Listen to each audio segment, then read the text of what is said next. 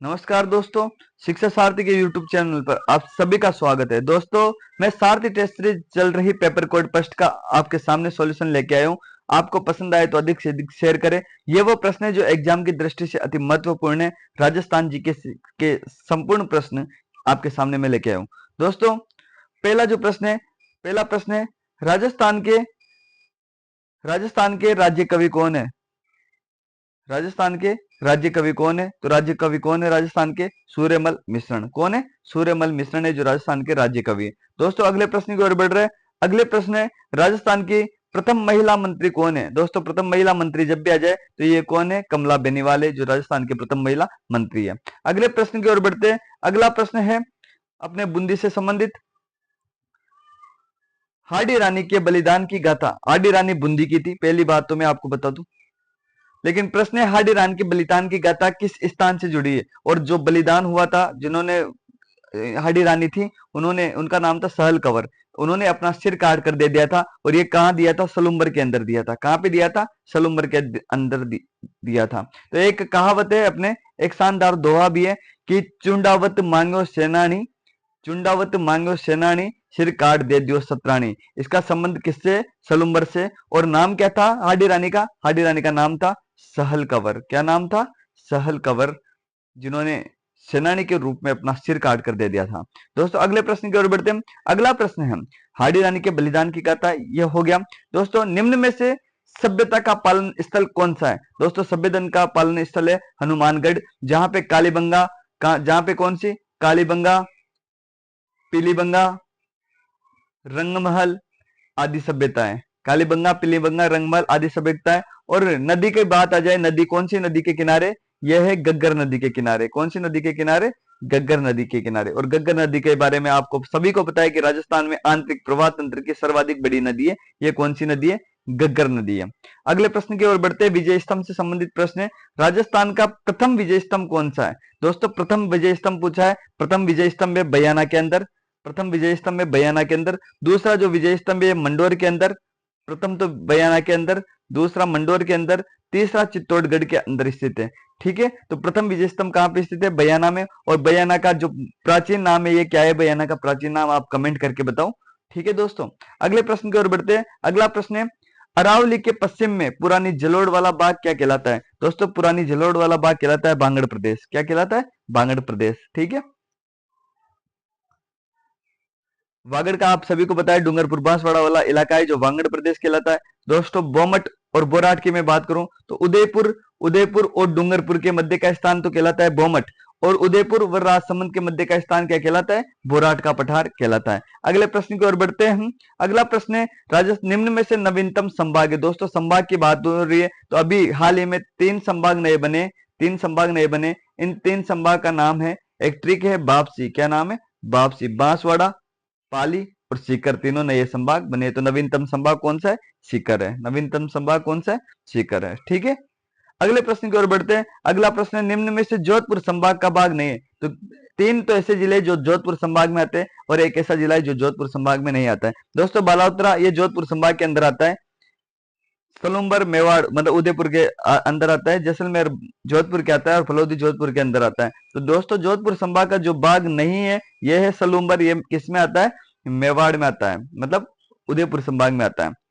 उदयपुर में कौन कौन से आते हैं? उदयपुर, राजसमंद, चित्तौड़गढ़, भीलवाड़ा और सलुम्बर। ठीक है, अगले प्रश्न की ओर बढ़ते हैं। अगला प्रश्न है, निम्न में से किससे जिला बनाने की घोषणा नहीं हुई है? आपको बता दूं 19 तो नए जिले बन गए। ठीक है, 3 नए जिले बनाने की घोषणा करके गए हैं गहलोत साहब, लेकिन अभी तक जिले नहीं बने। 3 केवल घोषणा हुई है। तो किस किस की जो घोषणा हुई है? कुचामन की हुई है, सुजानगढ़ की हुई है, मालपुरा की हुई है, लेकिन देवली की किसी भी प्रकार की घोषणा नहीं हुई है, जबकि देवली को जिला बनाना चाहिए था। ठीक है, तो किस किस की हुई? कुचामन, सुजानगढ़, मालपुरा, इनकी तो घोषणा हुई है। ठीक है, अगले प्रश्न की ओर बढ़ते हैं। अगला प्रश्न है वेरी वेरी इंपॉर्टेंट। इस प्रकार का प्रश्न आपको बहुत से एग्जामों में देखने को मिल जाएगा। दोस्तों, राजस्थान प्रदेश को रायथान या रजवाड़ा कहने वाले कौन थे? दोस्तों, राजस्थान प्रदेश को रायथान और रजवाड़ा कहने वाले थे कर्नल जेम्स टोड। इन कर्नल जेम्स टोड को कहते हैं राजस्थान इतिहास के पितामह, और इन्हीं को कहते हैं घोड़े वाले बाबा, घोड़े वाले बाबा भी कौन है? कर्नल जेम्स टोड को ही कहा जाता है। और इनका जो निवास स्थल है ये टोडगढ़ है, निवास स्थल है वो क्या कहलाता है? टोडगढ़ है। अब मैं बात करूं जॉर्ज थॉमस की, क्या पहला ऑप्शन है अपना जॉर्ज थॉमस। इन जॉर्ज थॉमस ने कहा था राजस्थान को राजपुताना, राजस्थान को क्या कहा था इन्होंने? राजपुताना कहा था। ये जॉर्ज अब्राहम ग्रेसन ने भाषा के आधार पर राजस्थान को राजस्थानी कहा, राजस्थानी का। और वाल्मीकि जी थे, इन्होंने कहा कि ये राजस्थान जो प्रदेश है यहाँ पे मरुस्थल है, इसलिए इसको मरुकांतर कहने वाले कौन थे? वाल्मीकि जी थे। अगले प्रश्न की ओर बढ़ते हैं। अगला प्रश्न है, अगला प्रश्न है राजस्थान कितने राज्यों के साथ सीमा बनाता है? कितने राज्यों के साथ सीमा बनाता है? दोस्तों 5 राज्यों के साथ में राजस्थान है जो सीमा बनाता है। किस किस के साथ में बनाता है? सबसे ऊपर ही ऊपर पंजाब के साथ बनाता है, फिर हरियाणा के साथ बनाता है, फिर हरियाणा के बाद यूपी से बनाता है, यूपी के बाद एमपी से बनाता है, एमपी के बाद में गुजरात से बनाता है। दोस्तों सर्वाधिक सीमा किसके साथ बनाता है? एमपी के साथ बनाता है, 1600 किलोमीटर की बनाता है, और 89 किलोमीटर की पंजाब के साथ में न्यूनतम सीमा बनाता है। अगले प्रश्न की ओर बढ़ते हैं। अगला प्रश्न है निम्न में से कर्क रेखा, इस कर्क रेखा से संबंधित भी बहुत सी बार प्रश्न आते हैं एग्जाम में। कर्क रेखा से सर्वाधिक दूर जिला मुख्यालय कौन सा है? दोस्तों कर्क रेखा है डूंगरपुर बांसवाड़ा माही नदी के उधर। कर्क रेखा को 2 बार पार करने वाली नदी आपको सभी को पता है माही नदी है, ठीक है। तो डूंगरपुर बांसवाड़ा की तरफ है, तो सर्वाधिक दूर जो जिला मुख्यालय रहेगा, मतलब दक्षिण में तो उत्तरी भाग वाला सर्वाधिक दूर जिला मुख्यालय रहेगा। और उत्तरी भाग में कौन सा जिला है? उत्तरी भाग में गंगानगर। कौन सा है? गंगानगर। अगले प्रश्न की ओर बढ़ते हैं। दोस्तों जनजाति से संबंधित प्रश्न है ये, और मैंने एक दोष लिखवा रखा था सभी जनजातियों के मुखिया से संबंधित। दोस्तों सहरिया जनजाति का मुखिया क्या कहलाता है? सहलोत कहलाता है, पालवी कहलाता है, पटेल कहलाता है, या कोतवाल कहलाता है? तो एक ट्रिक से अपन ने याद रखा था कि जो शहर वाले कोट पहन के रहते हैं, मतलब कोटवाल, कोतवाल। सहरिया जनजाति का मुखिया क्या कहलाता है? कोतवाल। और सहलोत रहा तो मैंने एक सहरिया और एक ग्रासिया, कौन सी है? ग्रासिया। मैंने कहा सिया है, इसको बहुत दुख सहन करना पड़ा था, तो सहलोत, सहलोत मतलब ग्रासिया की है, ठीक है। अगले प्रश्न की ओर बढ़ते हैं। अगला प्रश्न है सहरिया जनजाति का कौन था? सहरिया जनजाति का है कोतवाल। अगले प्रश्न की ओर बढ़ते हैं। निम्न में से बावड़ियों का सिरमौर किसे कहा जाता है? दोस्तों बावड़ियों का सिरमौर कह दे, सबसे प्यारी बावड़ी कह दे। ये सभी कहाँ की है? रानी जी की बावड़ी। रानी जी की बावड़ी किसने बनवाई थी? नाथावती ने बनवाई थी। किसने बनाई थी? नाथावती ने बनवाई थी। और मैं बात करूं नवलखा बावड़ी, दोस्तों सर्वाधिक महंगी बावड़ी कहाँ पे स्थित है? नवलखा बावड़ी डूंगरपुर में स्थित है। और दूध बावड़ी कहाँ पे स्थित है? दूध बावड़ी सिरोही के अंदर स्थित है। और आबानेरी बावड़ी कहाँ पे स्थित है? ये आप कमेंट करके बताओ, आप कमेंट करके बताओ कि आबानेरी बावड़ी कहाँ पे स्थित है। अगर वीडियो पसंद आया है तो कमेंट करके बताइए जरूर। मेवाड़ के उद्धारक के नाम से किसे जाना जाता है? दोस्तों मेवाड़ के जो उद्धारक है हमीर देव चौहान, ये तो मेवाड़ में नहीं थे, चौहान वाले मेवाड़ में है ही नहीं, रणथंभौर के थे। हमीर देव सिसोदिया, दोस्तों हमीर देव सिसोदिया ही है मेवाड़ के उद्धारक। कौन है मेवाड़ के उद्धारक? कौन है? हमीर देव सिसोदिया। राणा कुंभा का आप सभी को पता है कि कुंभलगढ़ का दुर्ग बनाया था, ठीक है। कुंभलगढ़ का दुर्ग बनाया था, और सर्वाधिक दुर्गों के निर्माता भी कौन है? राणा कुंभा है। और महाराणा प्रताप के बारे में आप सभी को पता है, अकबर से लड़ते हुए अकबर की अधीनता स्वीकार नहीं करी थी, और जमाबट्टो आए थे इनको समझाने के, लेकिन फिर भी नहीं माने थे। ये थे महाराणा प्रताप। और महाराणा प्रताप के बेटे का नाम आप कमेंट में करके बताएं। अगला है मारवाड़ की नूरजहां के नाम से किसे कहा जाता है?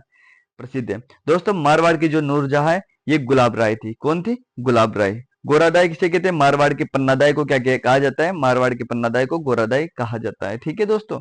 कृष्णा कुमारी, ये कृष्णा कुमारी एक विवाद इतिहास में बहुत ज्यादा फेमस है। 3 रियासतों के बीच ये विवाद हुआ था। 3 रियासत बड़ी रियासत थी, और आप नाम कमेंट करके बताओ कि वो कौन कौन सी 3 रियासतें थी जिन जो कृष्णा कुमारी विवाद के कारण जंग करनी पड़ी थी इन सभी को। अगले प्रश्न की ओर बढ़ते हैं। दोस्तों अगला प्रश्न है निम्न में से लोक देवता से संबंधित प्रश्न। निम्न में से लोक देवता गोगा जी का वाहन क्या है? दोस्तों गोगा जी का वाहन है नीली घोड़ी। नीली घोड़ी जो गोगा जी का वाहन है, ठीक है। और लीलगढ़ किनका है ये बताओ? लीलन किसका है? और केसर कालमी किसका है? ठीक है, केसर कालमी है पाबू जी का, केसर कालमी पाबू जी का।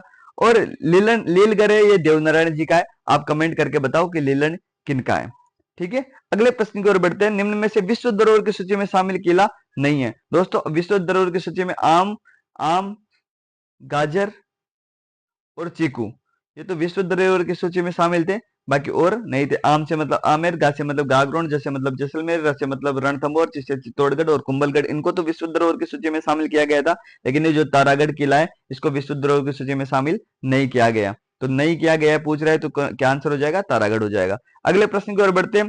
तमंचा शाही सिक्का, तमंचा शाही सिक्का राजस्थान की किस रियासत से प्रचलित है? दोस्तों तमंचा शाही कहाँ पे स्थित है? जोधपुर में स्थित है, धौलपुर में स्थित है, सॉरी। तमंचा शाही कहाँ पे स्थित है? धौलपुर में स्थित है। और मैं करूं बात करूं जोधपुर में, तो जोधपुर में कौन सा था? स्वरूप जोधपुर में कौन कौन सी था ये बताओ तुम। और उदयपुर में कौन सा था? और बूंदी में कौन सा था? ठीक है, उदयपुर में कौन सा था? स्वरूप शाही तो उदयपुर के अंदर था। जोधपुर में कौन सा था? आप कमेंट करके बताओ। ठीक है दोस्तों, अगले प्रश्न की ओर बढ़ते हैं। राजस्थान का वह जिला जिसकी सीमा मध्य प्रदेश तथा गुजरात से लगती है। दोस्तों बांसवाड़ा है, इसकी मध्य प्रदेश और गुजरात से सीमा टच होती है। ठीक है दोस्तों, अगले प्रश्न की ओर बढ़ते हैं।